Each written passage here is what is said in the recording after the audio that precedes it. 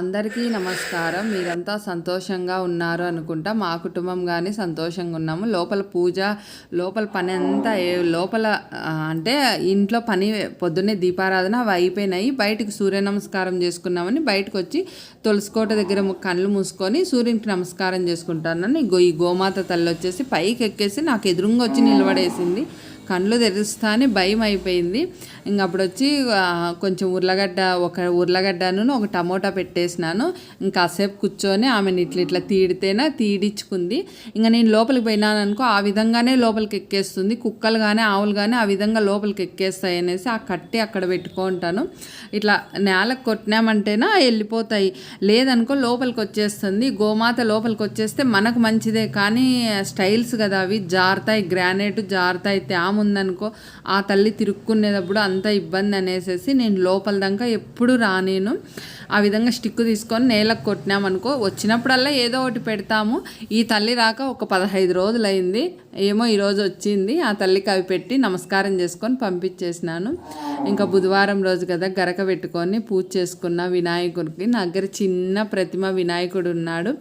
ఆ స్వామి దగ్గర పాదాల దగ్గర ప్రతి బుధవారము గరక పెట్టుకుంటాను. మరి సంకష్టి రోజు కొంచెం ఎక్కువ పెట్టుకొని అష్టోత్తరాలు చదువుకుంటాను. వీలు కాలేదనుకో గరక సమర్పించి పండ్లు పెట్టేసి పూజ చేసేసుకుంటా. ఇంకంతా అయిపోయింది. టీ తాగేసినాక తర్వాత ఇంకా బయట ఇంకా చినుకులు పడుతున్నాయి, వేస్తున్నాయి, గాలి వస్తుంది. ఇంక ఈ చల్లగాలి నాకైతే అస్సలు పడదు. కొంచెం చెవుల్లో కానీ నొప్పి వస్తుంది, ఆ విధంగా ఉంది. కానీ కాటన్ పెట్టుకొని ఇంకా బిరిబిరా చెత్త నూకేసి ముగ్గేసేసి ఇంకా బయటకు అనేది నేను ఉదయం పోతే ఇంకా సాయంత్రం వాకింగ్ కోసం కొంతసేపు పోతాను. ఎందుకంటే మనకు వాతావరణం పడదు, ఏం చేద్దాం, మన అదృష్టం అట్లుంది. ఇంకా మనం ఏం చేయలేము. ఈ విధంగా చిన్నగా అన్నీ కడిగేసుకొని అన్నీ మాకు కుక్కలు ఆవులు ఎక్కువ వస్తాయి. కుక్కలు పాస్ పోసేది అవంతా ఉంటాయి. ఇంక అవన్నీ చీపురేసి తిక్కితేనే ఆ స్మెల్ అంతా పోయేది.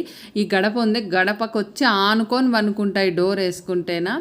కానీ ఎప్పుడు పాపము ఉప్పు కానీ కలుషం కానీ ఏమే కానీ దొబ్బవు, రాగి చెమ్ము కానీ పనుకుంటాయి, ముగ్గు చెడిపోతుంది. ఇంకా సరేలే అనేసి నేను కానీ ఏం అనుకోను.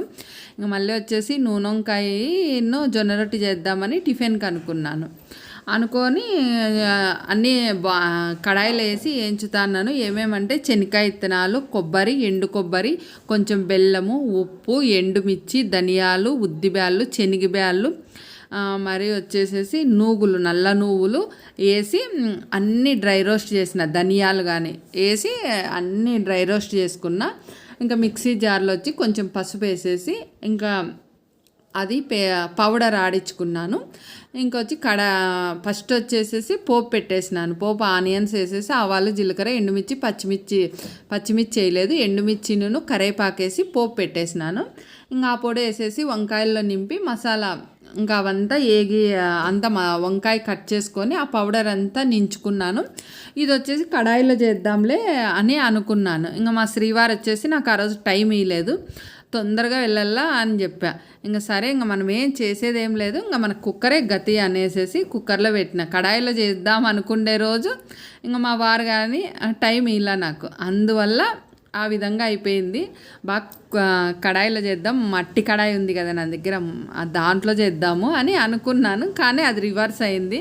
మా వారు టైం ఇస్తేనే కొంచెం మా వారికి ఇంకా కొంచెం కషాయం కానీ ఏంటివన్నీ అవి ఇవి పెట్టిద్దాం అనుకుంటా. కానీ ఆయన టైం ఈడు, ఇంకా ఆయన టైంలోనే ఉడికిచ్చేసి ఇచ్చేస్తా. కొంచెం ఆయనకు తిప్పతీ కషాయం ఇచ్చేసినాను, అటు సైడ్ తిప్పతీ కషాయం పెట్టినాను, ఇటు సైడు ఇది నూనె వంకాయ చేసేసిన. ఇంకా పొడి ఇది వంకాయ వచ్చేసి ఒక 2 నిమిషాలు బాగా ఇట్లా కలిసినామనుకో కొంచెం వంకాయకి అంత పొడి అంతా ఇంకా మగ్గుతుంది. మనకు ఆల్రెడీ మనం డ్రై రోస్ట్ చేసుకుంటాం కాబట్టి పొల్లే ఏగనవసరంలా, కానీ ఇంకా ఏగితే ఇంకా టేస్ట్ ఉంటుంది. పోపులో ఏగితే అదొక రకం టేస్ట్ కదా. ఇంకా కషాయంగానే అయింది. ఇంకా కొంచెం గోరెచ్చ కషాయం తాగాల, అంత చల్లగా అయ్యేదట్లా తాగకూడదు. ఇంక ఈ విధంగా ఒక తీగ ఆకులు పీకేకపోతే తీగ ఊసిపోయాయి. ఇంక సరేలేనేసి తీగతో పాటు పెట్టేసినాను కషాయానికి. ఇంకా వచ్చేసి జొన్న రొట్టి చేసిన. జొన్న రొట్టి ఏ విధంగా చేస్తానో మీకు పాత వీడియోల్లో తెలుసు. ఈ విధంగా నిదానంగా చేసేసేసి ఫస్ట్ మా వారికి ఇచ్చేసినాను. ఇంకా తర్వాత ఫస్ట్ అమ్మవారికి పెట్టేసి ఫస్ట్ ఆయన నాకు చాలా టైం అయిపోయిందంటే ఇంక సరేలే అవ్వకు నేనే ఇచ్చొస్తాను మీరు తినేసేయండి అనేసి అవ్వకు ఆయనకు చేసేసినాను. బాబు లేసి వచ్చిన తర్వాత చేసిద్దాంలే అనేసి, బాబుకు 2 కదా మరి చేసిద్దాంలే అనేసి అనుకున్నాను. ఇప్పుడు నేను గాజుల ముందర వేసుకున్నా చూడండి, అది రబ్బర్ బ్యాండ్. మనం ఇట్లా రొట్లు తట్టేటప్పుడు గాజులు ముందరికి ఆ రొట్టి మీద పడితే ఇట్లా లైన్స్ పడతాయి. ఆ విధంగా పడకుండా ఆ బ్యాండ్ వేసుకుంటేనే మనకు సేఫ్టీ చూడండి, పడుకోకుండా బాగా రొట్టి బాగా అనుకోవచ్చు. గాజులు అనేది ఎనిక్కుంటాయి. ఇంకా పాలు కాంచేసినాను, అంతా ఎగ్గో నూనె వంకాయ ఈ విధంగా రెడీ అయింది. నూనె వంకాయ అంటాం మేము, కొంతమంది గుత్తి వంకాయ అంటారు. ప్రాంతాల వారీగా పేర్లు ఉంటాయి, ఏ పేరు అయితేనేమి మనకు రుచిగా చేసుకోవాలా. బాగా జొన్న రొట్టి బాగుంది. ఈ విధంగా ఇప్పుడు చేయి చూపిస్తాను చూడు, గాజు అనేది ముందుకు రాకోకుండా బాగుంటుంది. మరి ఇంకా ఒక రొట్టి 2 రొట్లు మిగిలినాయనుకో నేను లంచ్కి తింటా, మళ్ళీ నైట్ తింటాను. నేనైతే జొన్న రొట్టి వచ్చేసి మళ్ళీ అయినా తింటాను, నేను లంచ్కైనా తింటాను. ఎందుకంటేనా మనం ముందే ఏం తినకున్నా కానీ మనకు వెయిట్ పెరుగుతూనే ఉంటాం, ఎందుకంటే మెడిసిన్ వేసుకుంటా అంటాం కాబట్టి. అందుకు చాలా కంట్రోల్గా తిండి తింటా అంటాను. ఇంకా గిన్నెలన్నీ కడిగేయాల. ఇంకా గిన్నెలన్నీ కడిగేసిన తర్వాత ఇంకా మళ్ళీ ఇంకా కిచెన్ అంతా క్లీన్ చేసేస్తే ఇంకా మరి కొంచెం రసము రైస్ పెట్టేసినామంటే నేను వచ్చేసి కొంచెం కొర్రలతోనే రైస్ చేసుకొని తింటాను. ఇంకా ఈ విధంగా నిదానంగా మళ్ళీ వచ్చేసి లంచ్ చేసేసిన తర్వాత రొట్లు అంతా అయిపోయింది. ఆయన బయలుదేరినాడు. ఇంకా మరి కిచెన్ అంతా క్లీన్ చేసి వంట చేసేసినాను. మరి లంచ్ చేసేసి ఇంకా పైన ఏమన్నా పనులు ఉంటాయి కదా, బట్టలు మర్తేసేటివి ఏంటివో ఒకటి. నేను నా పని వీడియోల పని వచ్చేసి నైట్ టైం ఈ మధ్య అస్సలు కుదరడం లేదు వాయిస్ ఇద్దామంటే. ఇంకా పగులే ఇచ్చుకుంటాను వాయిస్, కానీ అప్పుడు కొత్తలో వీడియోలు పెట్టేటప్పుడు నైట్ టైం వాయిస్ ఇచ్చి ఉదయాన్నే అప్లోడ్ చేస్తా అంటే ఇప్పుడు అది కానీ కుదరడం లేదు. ఇంకా ఈవినింగ్ వచ్చేసి మరి 5 గంటలకు కిందికి దిగొచ్చేసినాను. కిందికి దిగొచ్చేసి టీను పాలు కాంచల్ల కదా, ఇంకా టీ పెట్టేసినాను. ఇంకా పాలు నేను చేసుకొని తాగే టీ తాగితేనా జలుబు దగ్గు గొంతు ఇన్ఫెక్షన్ అవన్నీ తగ్గుతాయి. ఇంకెక్కువైనా కూడా తప్పదు మనకు, కానీ కొంచెం కంట్రోల్గా ఉంటాయి అనేసి ఆ విధంగా చేసుకొని తాతాను. టీలోకి వచ్చేసేసి నేను తులసి అల్లం ఎండబెట్టేసి సొంటి చేసుకుంటాను, పుదీనా ఎండబెడతాను, మళ్ళీ జాపత్రి జాజికాయ చెక్క లవంగ మిరియాలు అవన్నీ వేసి డ్రై రోస్ట్ చేసుకొని పౌడర్ చేసుకొని టీలోకి వేసుకుంటాను. తులసి పుదీనా కానీ చాలా మంచిది కదా, అందుకు ఆ విధంగా చేసుకుంటా. ఇంకా గిన్నెలు ఉంటే గిన్నెలన్నీ కడిగేసినాను, అక్కడ పాలు పెట్టేసినాను. సింకు ఎప్పుడు ఈ విధంగా శుభ్రంగా తిక్కేస్తా అంటాను. తిక్కేస్తేనే మనకు ఒకటేసారి నల్లగా అయిందనుకో అప్పుడు తిక్కాలంటే చాలా ఇబ్బంది కదా, అందుకు నేను ఆ పూట ఈ విధంగా తిక్కేస్తా అంటాను.